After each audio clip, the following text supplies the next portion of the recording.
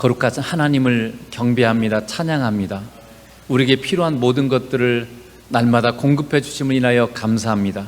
죄인된 우리를 구원해 주시고 자녀 삼아 주심을 인하여 감사합니다. 날마다 우리를 만나 주시기를 기뻐하심을 인하여 감사합니다. 우리의 예배를 받으시고 우리를 만나 주시고 영광과 거룩함으로 이곳을 가득히 채우시고 하늘의 신령한 은혜와 평강과 사랑으로 우리에게 충만히 채워주셔서 하나님을 만나는 기쁨과 은혜로 충만되어지는 귀한 시간 될 수 있도록 역사에 주옵소서. 감사하고 예수님 이름으로 기도드리옵나이다. 아멘. 제가 요즘 텔레비전 이렇게 우연히 보면서 많이 보는 것 중에 하나가 뭐냐면 한불리예요. 한불리라고 봤어요? 한문철의 블랙박스 리뷰. 그래서 차에 보면 블랙박스가 있잖아요. 그래서 차를 운전하다가 많은 사고들을 이렇게 다루는 그런 프로그램인데, 그 중에 요즘 제가 봤던 것 중에 하나가 뭐냐면 급발진 사고예요. 우리 김일래 권사님도 한번 급발진 사고 때문에 좀 힘든 일을 당하기도 했는데, 이 운전자가 이 엑셀러레터를 밟지 않는데도 불구하고 자동차가 굉장히 빨리 가속이 되고, 그리고 브레이크를 밟아도 서지 않는 그런 현상을 뭐라 그러면 급발진이라고 그래요. 요즘은 그런 현상들이 가끔 일어나요. 그래서 아무도 우리는 안전을 보장할 수 없는 그런 시대를 여러분 살고 있습니다. 그래서 이 급발진 사고는 굉장히 위험해서 자동차가 부서질 뿐만 아니라 운전자를 또 잘못하면 죽게 되고 또 많은 사상자를 낼 수 있는 사고가 바로 급발진 사고예요. 그러니까 자동차가 운전자의 그 조작대로 되지 않으면은 고장이 나고, 고장일 뿐만 아니라 굉장히 위험하게 됩니다. 여러분, 마찬가지로 신앙은 우리의 생각대로 살아가는 것이 아니라 예수님이 나를 통해서 사시도록 나를 주님께 내어드리는 거예요. 주님이 나의 주님이십니다. 마치 나는 차와 같고 예수님이 운전자와 같아서 예수님이 나를 주장하시고 통치하시고 이끌어 가시는데 내가 따라가는 그 삶이 뭐예요? 그게 신앙이에요. 내 생각과 내 계획대로 사는 것은 급발진 사고처럼 자신뿐만 아니라 많은 사람을 고통스럽게 만들 수 있습니다.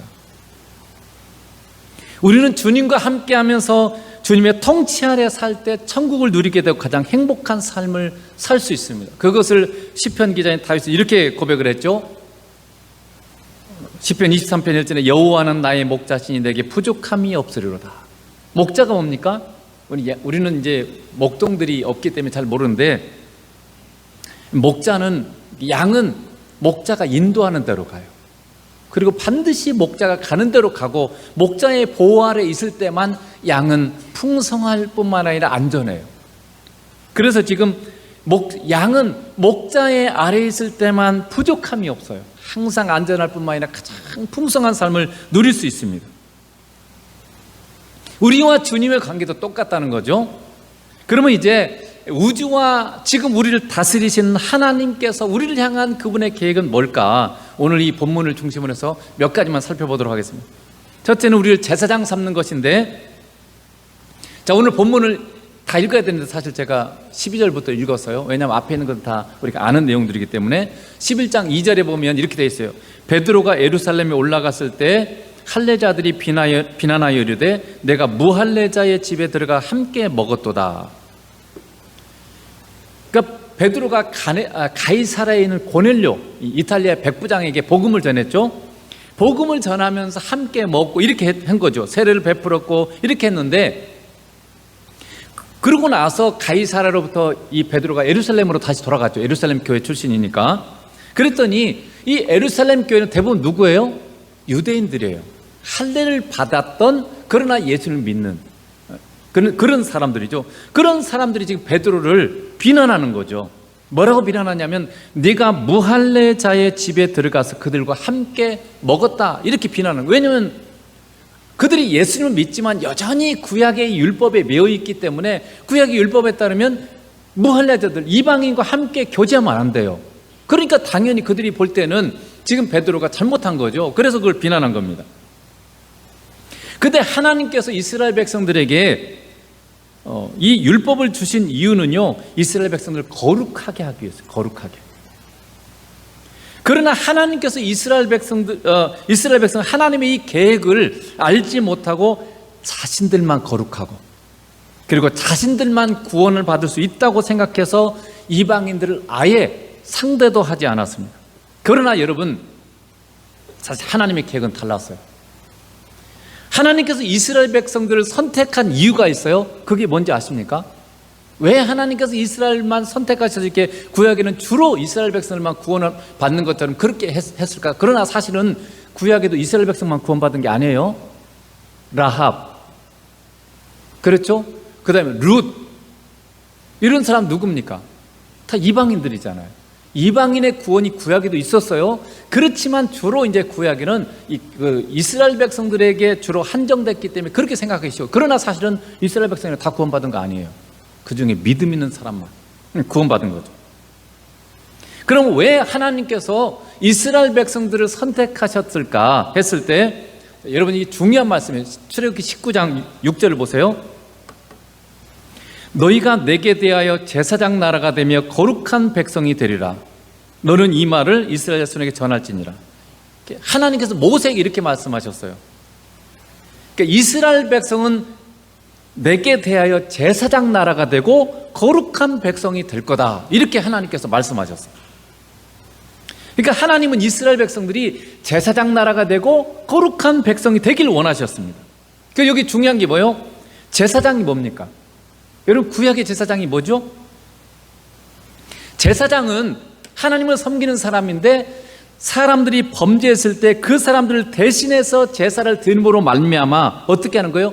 그 사람과 하나님을 화목하게 하는 역할을 하는 게 제사장이에요. 그래서 하나님께서 이스라엘 백성들을 제사장 나라 삼으신 것은 뭐냐면, 이스라엘이 하나님과 함께하는 복을 먼저 누리게 하는 거예요. 제사장이 먼저 복을 누려야 돼요. 왜냐하면 거룩해 하니까. 제사장부터 죄지면 안 돼요. 제사장이 죄지면 제사장도 제사 드려야 돼요. 다른 제사장이 자기를 위해서 제사를 드려야 돼요. 그러니까 제사장은 먼저 하나님과 함께하는 이 복을 누려야 돼요. 그런 다음에 이 제사장적 삶을 통해서 다른 나라 사람들을 하나님과 화목하게 해서 하나님의 복을 누리도록 해야 될 그런 사명을 하나님께서 주신 거예요, 이스라엘 백성들에게. 그러니까 이스라엘 백성들의 사명이 뭐예요? 자기들이 하나님과 함께 잘 지내면서 하나님을 섬기는 복을 누릴 뿐만 아니라 다른 사람들을, 이 복된 삶을 통해서 다른 사람들을 하나님과 화목하게 하도록 해서 그들도 이 하나님의 복을 누리도록 해야 될 그 사명을 감당하는 거예요. 이게 제사장 나라라는 의미입니다. 그런데 이스라엘 백성들은 다른 나라 사람들을 하나님께 인도해서 복받게 하기는커녕 자기들조차 하나님과 함께하는 이 복을 제대로 누리지 못했습니다. 그것이 이스라엘의 불행이었을 뿐만 아니라 세계 열방의 불행이에요. 왜냐하면 이스라엘이 만약에 이 제사장 나라에, 하나님 주신 제사장 나라의 사명을 잘 감당했다면 이스라엘도 복이 되고 다른 나라도 복을 받는 거예요. 그런데 이스라엘 백성들이 이 제사장의 나라로서의 그 사명을 감당하지 못했기 때문에 자기들도 불행하고 다른 사람들 계속해서 불행하게 만드는 그런 결과를 초래한 거죠. 그런데 여러분, 이게 지금 이스라엘 백성들에게만 해당되는 게 아니에요. 이게 똑같이 신약시대 우리에게도 동일하게 해당되는 겁니다. 여러분, 베드로전서 2장 9절 보세요. 그러나 너희는 택하신 족속이요 왕같은 제사장들이요 거룩한 나라요 그의 소유가 된 백성인 이는 너희를 어두운 데서 불러내어 그의 기이한 빛에 들어가게 하신 이의 아름다운 덕을 선포하게 하려 하십니다. 이 말씀을 보면요, 이스라엘 백성을 부르는 이유나 우리를 부르는 이유나 똑같아요. 왜냐하면 우리도 제사장 삼으셨고요, 왕같은 제사장 삼으셨고 거룩한 백성으로, 거룩한 나라로 삼으셨어요. 그러므로 우리의 역할도 먼저 제사장인 우리가 하나님과 함께하는 거룩한 삶을 통해서 하나님의 복을 누려야 됩니다. 여러분이 하나님과 함께하는, 예수님과 함께하는 복을 누려야 돼요. 그리고 제사장으로서 다른 사람들을 하나님과 화목하게 하는 그런 역할을 해야 됩니다. 이게 지금 신약시대 우리에게 주신 왕같은 제사장의 사명이에요. 그러면 여기 베드로전서에 보면 어떻게 이 제사장 역할을 하라고 했어요? 우리를 어둠 가운데서 불러내어 기이한 빛에 들어가게 하신 하나님을 찬송함으로 말미암아. 이게 무슨 말입니까? 그러니까 우리가 예수님을 만나고 하나님을 만남으로 말미암아 이 어둠이 뭡니까? 사단의 지배 아래서 고통과 슬픔과 걱정과 염려와 근심과 질병 가운데 그렇게 살던 우리를 하나님께서 그분의 빛, 그분의 놀라운 사랑과 은혜 가운데 우리를 불러주셨어요. 그래서 그 놀라운 빛된 삶을 삶으로 말미암아 하나님을 찬송하고 감사해야 됩니다.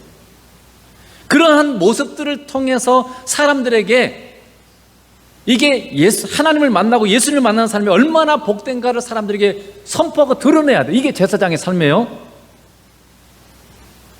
그래서 제사장 된 우리는 예수님을 만남으로 말미암아 놀라운 행복과 기쁨과 주님의 사랑을 누려야 됩니다. 이게 제사장이 먼저 해야 될 태도예요.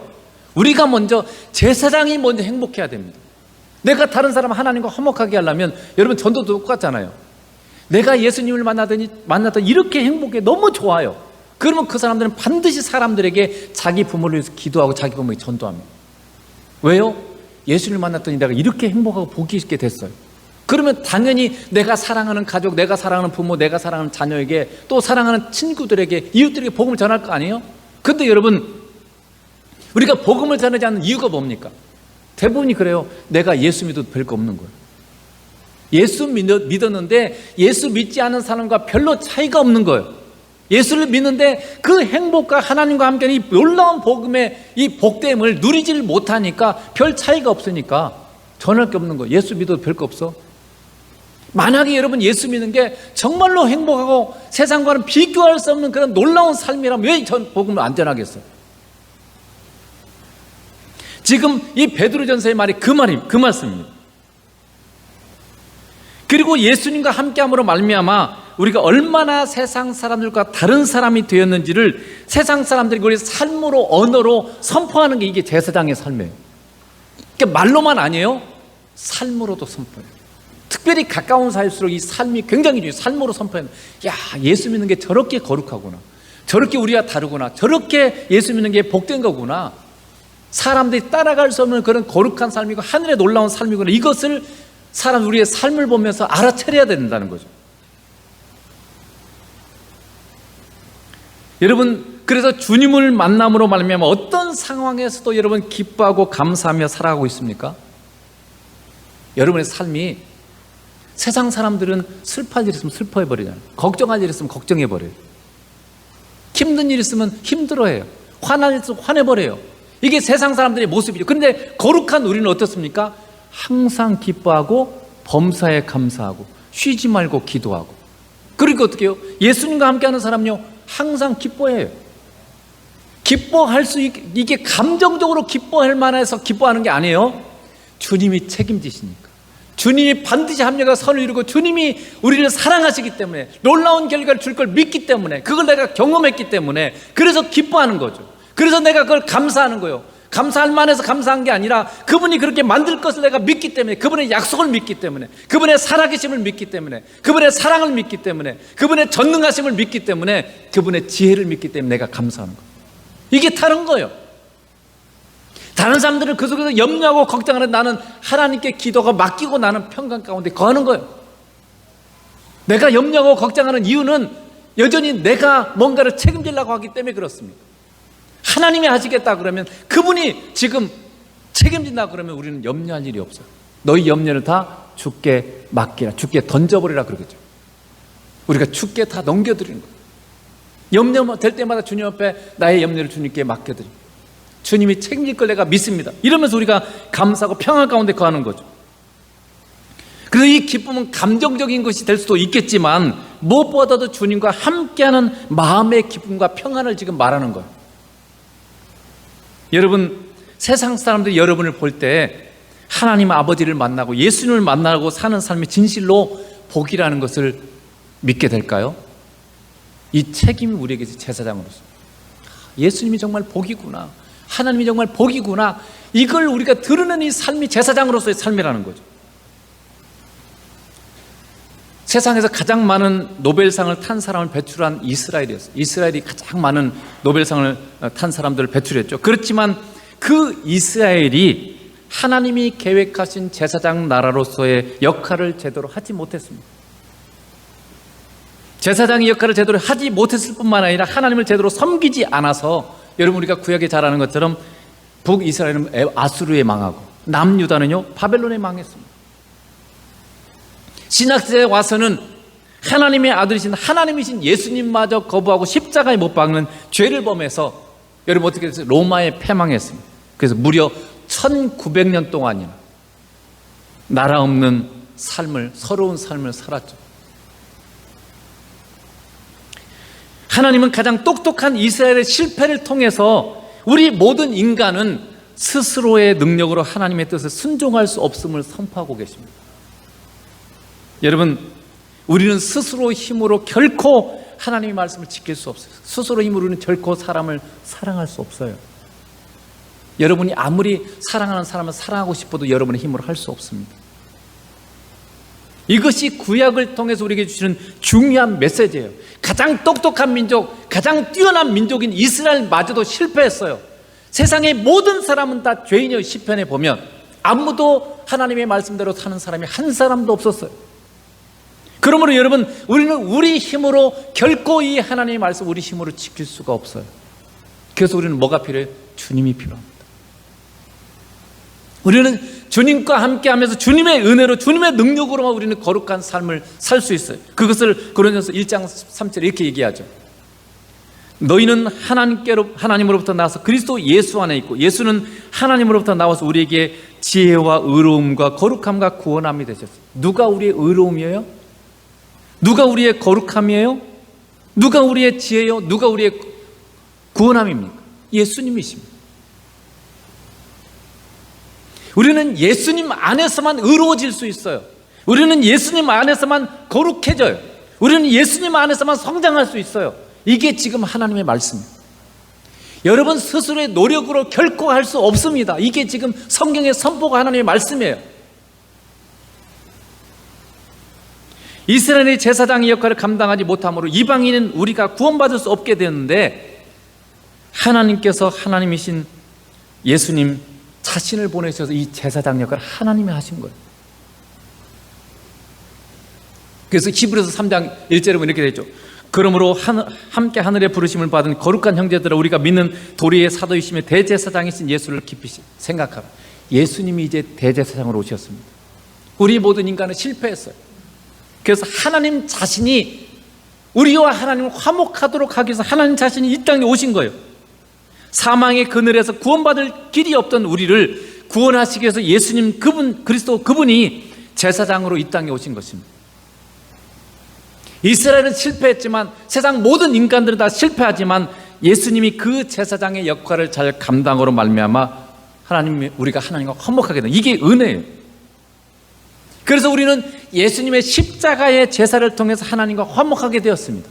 이게 성경의 메시지죠. 에베소 2장 16절에 이렇게 되어 있죠. 또 십자가로 이 둘을 한 몸으로 하나님과 화목하게 하려 하심이라. 원수된 것을 십자가로 소멸하시고. 그러니까 십자가 제사는 뭐예요?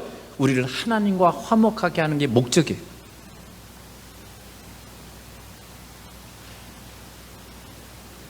예수님께서 대제사장으로서 자기의 몸을 친히 제물로 바침으로 말미암아 우리가 죄사함을 받고 예수님을 믿음으로 말미암아 우리가 언제든지 하나님을 만날 수 있도록 우리와 화목하게 하신 게 십자가의 목적입니다. 그 화목하게 하는 그 역할을 오늘 본문에 보면요, 베드로나 사도들이 한 게 아니에요. 그것마저도 먼저 성령 하나님께서 베드로를 고넬료에게 보내시죠. 그걸 우리에게 지금 오늘 본문이 보여주죠. 그리고 뿐만 아니라 그 이방인이었던 고넬료를 먼저 만나주신 분도 성령님이세요. 자, 오늘 11장 15절에 보세요. 11장 15절에 이 베드로의 지금 증언이에요. 내가 말을 시작할 때 성령이 그들에게 임하시기를 처음 우리에게 하신 것과 같이 하는지라. 그러니까 베드로는 아직 이 고넬료를 제대로 받아들이지 못해서 근데 성령께서 먼저 이 고넬료에게 임하심으로 말미암아 그분을 만나주신 거죠. 고넬료를 만나주신 거죠. 고넬료에게 베드로가 고넬료에게 가라고 하신 것도 성령님이시고요. 그리고 베드로가 말씀을 전할 때 고넬료에게 이방인인 고넬료에게 임한 것도 성령님이십니다. 그러니까 이게 무슨 말입니까? 하나님께서 우리보다 먼저 그리고 친히 우리에게 다가오신 거예요. 이게 놀라운 복음입니다. 복음은 우리 인간 모두가 하나님과 원수가 되었는데 하나님이 친히 우리를 사랑으로 찾아오셨습니다. 우리가 하나님 찾아간 게 아니에요. 우리는 하나님과 원수되었고 우리는 죄인이었습니다. 그런데 하나님이신 그분이 친히 사랑으로 우리를 찾아오셨고 우리를 위해서 사랑으로 십자가를 짊어지셨습니다. 그리고 사랑으로 우리를 만나주셨으며 우리와 사랑을 나누기 위해서 지금도 먼저 항상 우리를 먼저 하나님이 찾아오십니다.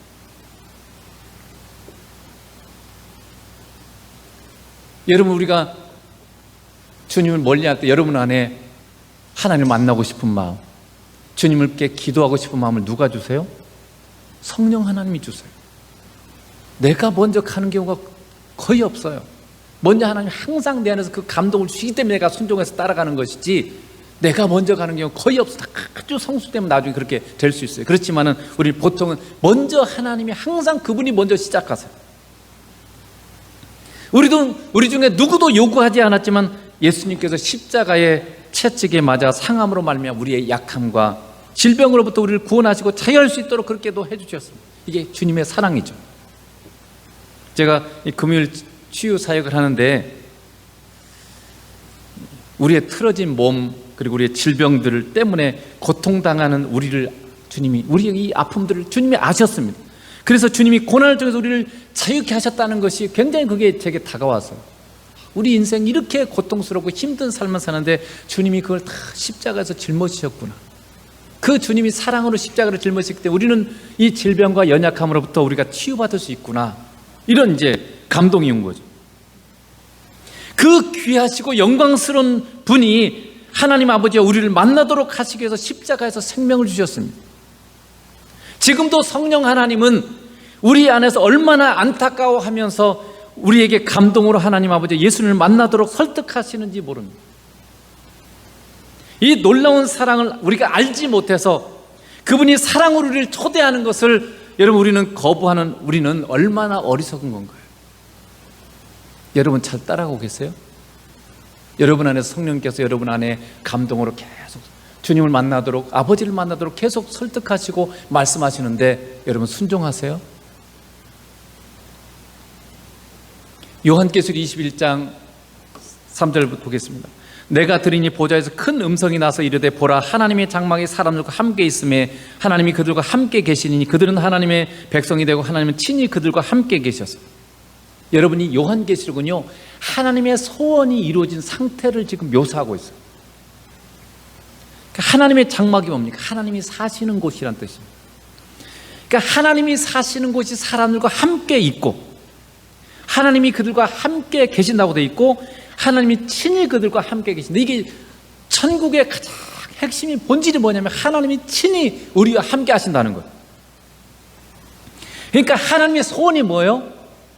삼위일체 하나님의 소원은 뭐냐면 우리와 함께 사랑으로 사는 겁니다.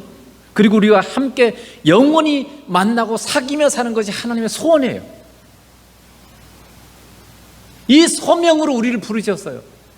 우리를 만나고 싶어서 하나님께서 먼저 찾아오시고 십자가를 지셨고 지금도 우리 안에서 우리를 계속 설득하시고 감동하시는 이유는 우리를 만나고 싶어 하시는 거예요.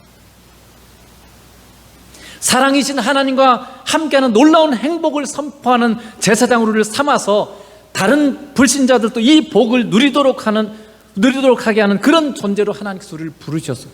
이게 바로 신약시대 우리가 제사장 왕 같은 제사장. 이 하나님의 놀라운 사랑, 말할 수 없는 헤아릴 수 없는 그분의 사랑 우리가 누리고 이 놀라운 복 가운데로 다른 불신자들도 초대하고 또 만나도록 하는 그런 존재로 하나님께서 우리를 불렀거든요. 이게 왕 같은 제사장이 우리에게 주신 사명이에요. 여러분 그 사명을 잘 감당하고 있습니까? 나 때문에 예수 믿는 사람이 있을까요? 우리가 한번 생각해 봐야 돼요. 나의 삶과 나의 모습 때문에 예수 믿는 사람이 몇 명일까? 적어도 그것은 하나님의 책임이라 할지 모르겠지만 어쨌든 적어도 내가 정말 예수님이 놀라운 복음이라는 사실들을 우리의 삶과 말을 통해서 지금 증거하고 있는 것인가? 신앙인의 삶이 하나님께서 우리에게 주신 제사장의 사명인데 이 사명을 우리 잘 감당하고 있을까요? 두 번째는 죽게 붙어 있으라고 붙어있게 하는 것입니다. 자, 사도행전 11장 23절에 보면 이렇게 되어 있죠. 그가 이르러 하나님의 은혜를 보고 기뻐하여 모든 사람에게 굳건한 마음으로 주와 함께 머물러 있으라. 이게 바나바가 지금 안디옥 교회 성도들에게 하는 말이에요. 하나님께서 베드로를 통해서 이방인 선교를 먼저 하셨습니다. 지금 여러분 10장에 고넬료 사건이 나오죠. 이방인 구원은 아직 시작하지 않아서 이제 11장 끝에 와서 이방인 선교 확 본격적으로 일어나죠. 먼저 하나님께서 이 사도들의 수장이고 수제자였던 베드로를 통해서 이걸 먼저 물꼬를 하나님이 트신 거죠. 그리고 나서는 오늘 11장 20절에 보면 이방 지역에 살던 이 구레네와 구브로 출신 신자들이 우연히 이방인들에게 복음을 전했어요.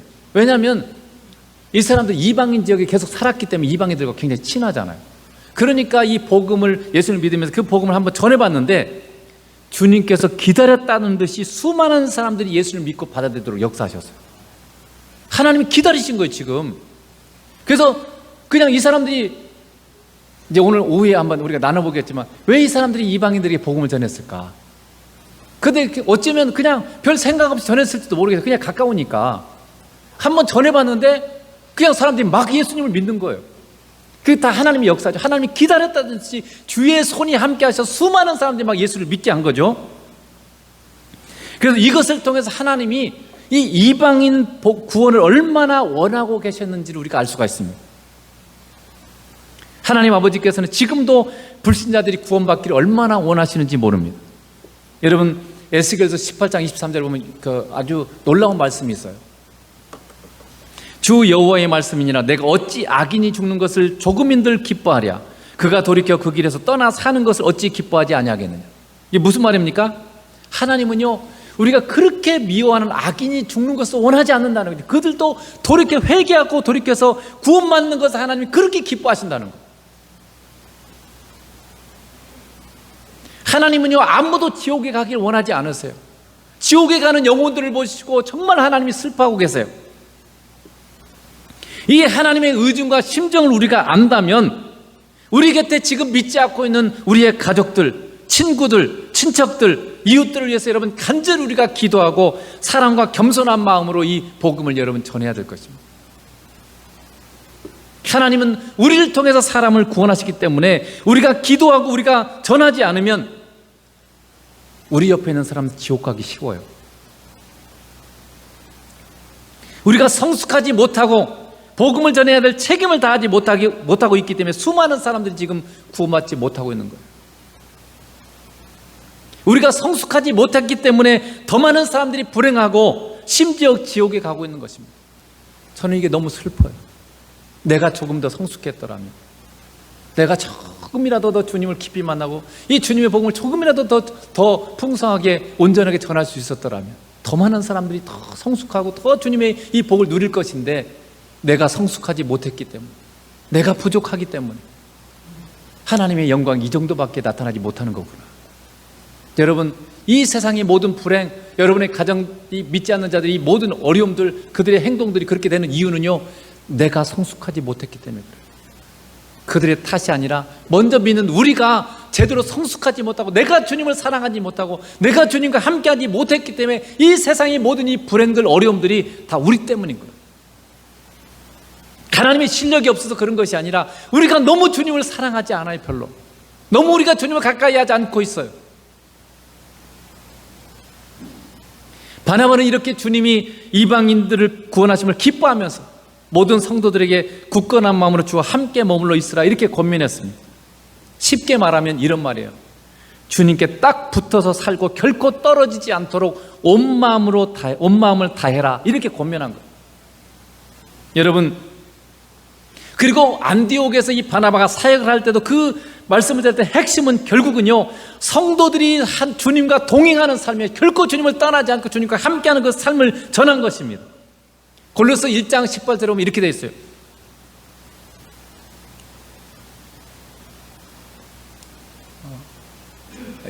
이거는 제가 안 넣어놨네요. 1장 18절에 읽어드리겠습니다. 그는 몸인 교회의 머리시라. 그가 근본이시오 죽은 자들 가운데서 먼저 나신 이시니 이는 친히 만물의 으뜸이 되려 하심이라. 예수님은 교회의 머리십니다. 하나님께서 왜 예수님을 교회의 머리로 삼으시고 우리를 그분의 몸으로 삼으셨을까요? 여러분 생각해 보셨나요? 왜 예수님이 우리의 머리실까? 왜 나는 예수님의 몸일까? 왜 하나님이 우리를 그렇게 만드셨을까? 우리가 당연히 생각해 볼 수 있는 것은 주님이 이끄시는 대로 머리가 몸을 통치하잖아요. 그러니까 예수님의 통치 가운데 예수님이 이끄는 대로 우리가 살도록 하시기 위해서 주님을 머리로 삼으셨어요. 근데 여러분 생각해 보세요. 몸이 아프면 누가 아파요? 머리도 같이 아픈 거예요. 내가 잘못 살면 예수님도 함께 고통을 같이 당하는 것입니다. 그럼에도 불구하고 주님은 그 고통을 사랑으로 감내하시면서 우리가 지금 한 몸을 이루고 계시는 거죠. 그런데 이 말씀을 주면서 이제 묵상 중에 한 가지 더 깨우쳐 주셨습니다. 여러분, 머리와 몸은 분리되면 어떻게 돼요? 죽어요. 우리가 주님과 분리되면 우리는 죽습니다. 주님은 그것을 알기 때문에 결코 우리와 떨어지려고 하지 않는 것입니다. 그래서 이 마태복음 28장 20절에 내가 볼지어다 내가 세상 끝날까지 너희와 항상 함께 있으리라 이렇게 말씀하시고, 히브리서 13장 5절에 보면 뭐라고 되어 있어요? 내가 결코 너희를 버리지도 떠나지도 아니하겠다 이렇게 말씀하셨어요. 우리는 주님을 떠나면 죽습니다. 우리의 생명뿐만 아니라 사랑의 열매도 우리는 가지고 예수님 포도나무잖아요. 포도나무 가지가 포도를 열매를 맺으려면 반드시 포도나무에 붙어 있어야 돼.